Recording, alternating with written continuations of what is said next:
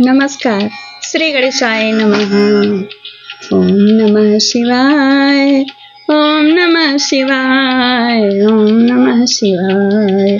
ओम नमः शिवाय। ओम नमः शिवाय। आज से मैं आपको श्रावण मास महात्म्य कथा में प्रथम अध्याय सुनाऊंगी और इस अध्याय में जानिए क्यों पूजनीय है श्रावण मास। श्रावण कथा महात्म्य एक में आइए सुनिए। ध्यान से सुनिएगा, सारे वीडियो को शुरू से आखिरी तक सुनिएगा। पूरे अध्याय में कुछ न कुछ आपको अपनाने योग्य बात मिलेगा, इसलिए शुरू से आखिरी तक सुनिए। ये मत सोचिए कि मैं अपने प्रचार प्रसार के लिए या वॉच आवर के लिए कह रही हूँ, नहीं, आपको अच्छी चीजें प्राप्त हो इसलिए कह रही हूँ। आइए सुनिए। शौनक बोले, हे सूत, हे सूत, हे महाभाग, हे व्यास शिष्य, हे अकल्मष, आपके मुख कमल से अनेक आख्यानों को सुनते हुए हम लोगों की तृप्ति नहीं होती है, अपितु फिर सुनने की इच्छा बढ़ती जा रही है। कहते हैं वे लोग कि तुला राशि में स्थित सूर्य में कार्तिक मास का महात्म्य है, मकर राशिगत सूर्य में माघ मास का महात्म्य, मेष राशिगत सूर्य में वैशाख मास का महात्म्य। इसके साथ साथ उन मासों के जो भी धर्म हैं उन्हें आपने भली भांति कह दिया। यदि आपके मन में इनसे भी अधिक महिमा में कोई मास हो तथा भगवत प्रिय कोई धर्म हो तो उसे आप अवश्य कहिए, जिसे सुनकर कुछ अन्य सुनने की हमारी इच्छा न हो। वक्ता को श्रद्धालु श्रोता के समक्ष कुछ भी छुपाना नहीं चाहिए। सोते जी बोले, हे मुनियों, आप सभी लोग सुने, मैं आप लोगों के वाक्य गौरव से बड़ा संतुष्ट हुआ। आप लोगों के समक्ष कुछ भी गोपनीय मेरे लिए नहीं है। दंभ रहित होना, आस्तिकता, सठता, परित्याग, उत्तम भक्ति, सुनने की इच्छा, विनम्रता, ब्राह्मणों के प्रति भक्ति परायणता, सुशीलता, मन की स्थिरता, पवित्रता, तपस्विता और अनुसया, ये श्रोता के 12 गुण बताए गए। वे सभी गुण तो आप लोगों में विद्यमान है ही है, अतः मैं आप लोगों पर प्रसन्न होकर उस तत्व का वर्णन करता हूँ। एक समय प्रतिभाशाली सनत कुमार ने धर्म को जानने की इच्छा से परम भक्ति से युक्त होकर विनम्रता पूर्वक ईश्वर से पूछा। कौन ईश्वर? भगवान शिव से पूछा। क्या पूछा?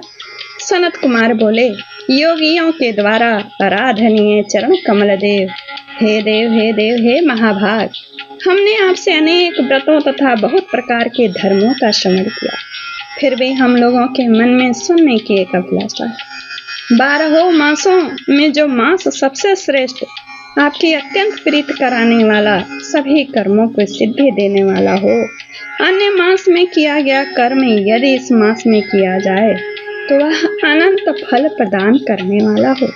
हे देव, उस मास को बताने की कृपा कीजिए। साथ ही लोक का अनुग्रह की कामना से उस मास के सभी धर्मों का भी वर्णन कीजिए। ईश्वर वाच, यानी भगवान शिव वाच। ईश्वर बोले, हे सनत कुमार, मैं अत्यंत गोपनीय भी आपको बताऊंगा। हे सुव्रत, हे विधि नंदन, मैं आपकी श्रवण इच्छा तथा भक्ति से प्रसन्न हूँ। 12 मासों में श्रावण मुझे अत्यंत प्रिय है। इसका महात्म्य सुनने योग्य है, अतः इसे श्रावण कहा गया। इस मास में श्रवण नक्षत्र युक्त पूर्णिमा होती है, इस कारण से भी इसे श्रावण कहा गया है। इसके महात्म्य के श्रवण मात्र से यह सिद्धि प्रदान करने वाला है, इसलिए भी यह श्रावण संज्ञा वाला है। निर्मलता गुण के कारण यह आकाश के सदृश है, इसलिए नभा भी कहा गया है। इस श्रावण मास के धर्मों की गणना करने में इस पृथ्वी लोक में कौन समर्थ हो सकता है? जिसके फल का संपूर्ण रूप से वर्णन करने के लिए ब्रह्मा जी 4 मुख वाले हुए, जिसके फल की महिमा को देखने के लिए इंद्र 1000 नेत्रों से युक्त हुए, और जिसके फल को कहने के लिए शेषनाग 2000 जिह्वाओं से संपन्न हुए। अधिक कहने से क्या प्रयोजन? इसके महात्म्य को देखने और कहने में कोई भी समर्थ नहीं है। हे मुने, अन्य मास इसकी एक कला को भी नहीं प्राप्त होते। यह सभी व्रतों तथा धर्मों से युक्त है, इस महीने में एक दिन भी ऐसा नहीं है जो व्रत से रहित दिखाई देता हो। इस मास में प्रायः सभी तिथियां व्रत युक्त हैं। इसके महात्म्य के संदर्भ में मैंने जो कहा वह केवल प्रशंसा मात्र नहीं है। आर्तों, जिज्ञासुओं, भक्तों, अर्थ की कामना करने वाले, मोक्ष की अभिलाषा रखने वाले और अपने अपने अभीष्ट की आकांक्षा रखने वाले चारों प्रकार के लोगों, ब्रह्मचर्य, गृहस्थ, वानप्रस्थ, संन्यास आश्रम को इस श्रावण में व्रतानुष्ठान करना चाहिए। सनत कुमार बोले, हे भगवान, हे सत्तम, आपने जो कहा कि इस मास में सभी दिन एवं तिथियां व्रत रहित नहीं हैं, तो आप उन्हें मुझे बताएं। किस तिथि में और किस दिन में कौन सा व्रत होता है? उस व्रत का अधिकारी कौन है? उस व्रत का फल क्या है? उसकी विधि क्या है? किसने उस व्रत को किया और उसको उद्यापन की विधि क्या है? प्रधान पूजन कहाँ हो और जागरण करने की क्या विधि है?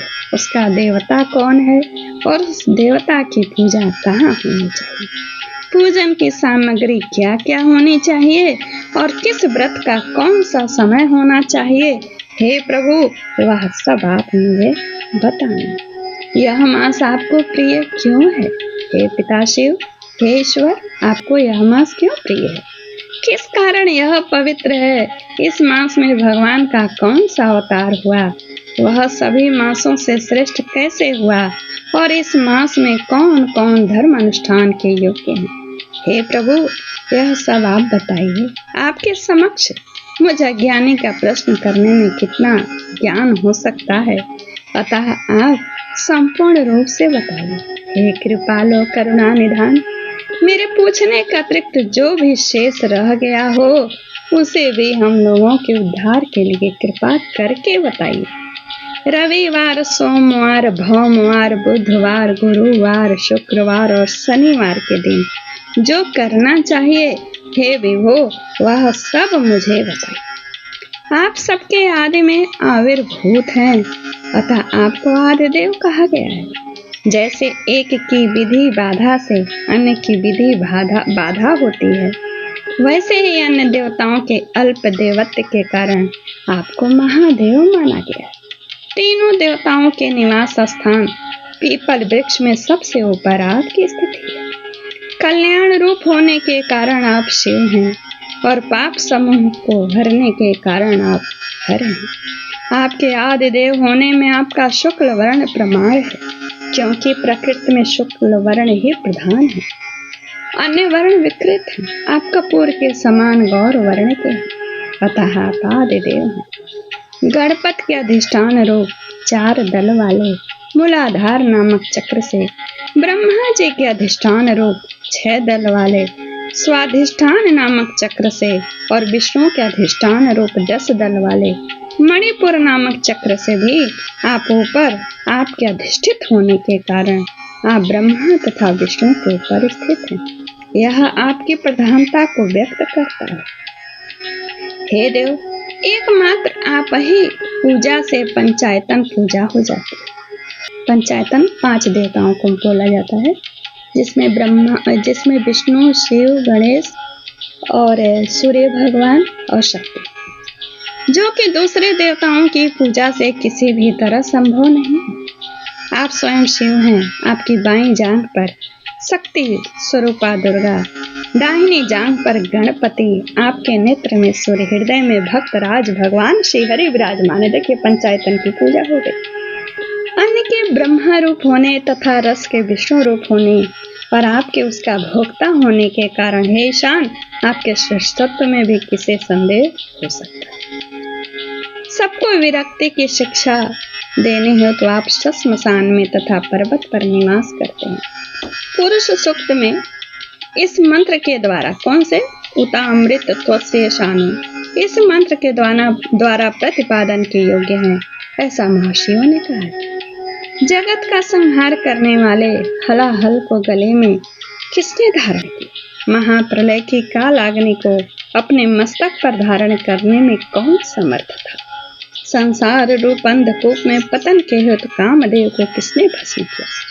आप ऐसे ही आपकी महिमा का वर्णन करने में कौन समर्थ है। एक तुच्छ प्राणी में करोड़ों जन्मों में भी आपके प्रभाव का वर्णन नहीं कर सकता। अतः आप मेरे ऊपर कृपा करके मेरे प्रश्नों को बताएं। और श्रावण मास कथा महात्म्य में यह अध्याय यहीं पूर्ण होता है। श्री स्कंद पुराणे ईश्वर सनत कुमार संवादे श्रावण मास महात्म्य प्रथमो। ओम तत्सत। ओम नमः शिवाय, ओम नमः शिवाय, ओम नमः शिवाय, ओम नमः शिवाय। मेरे चैनल को सब्सक्राइब करें, कथा को लाइक करें, कमेंट्स में शिव शिव लिखकर मुझ जैसी साधारण से जुड़ें और शेयर करके अपने धर्म का प्रचार करें। नमस्कार, जय श्री।